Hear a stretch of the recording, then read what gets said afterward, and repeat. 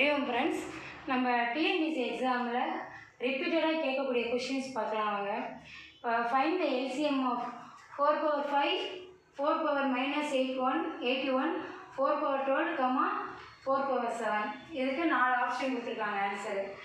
இப்போ இது நம்ம இந்த சம்மை நியூமரேட்டர் தனி, டினாமினேட்டர் தனியாக நம்ம செப்பரேட் பண்ணிக்கலாம். இப்போ இது எப்படி எழுதணும்னா 4/5/1, 4 இது 1/4/81, 4/12/1, 4/7/1. இப்போ இந்த நியூமரேட்டர் தனியாக டினாமினேட்டர் தனியாக நம்ம ஏன் செப்பரேட் பண்ணோம்னா அப்போதான் எல்சிஎம் எடுக்கிறதுக்கு ஈஸியாக இருக்கும்.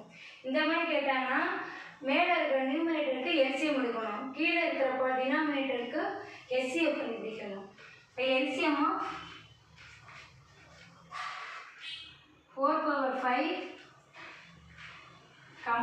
1, 4/12, 4/7 divided by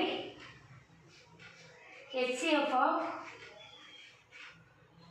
1, 4/81, 1, 1.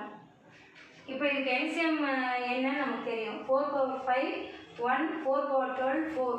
இதுக்கு எல்சிஎம் கிரேட்டஸ்ட் நம்பர் தான் வரும், 4/12.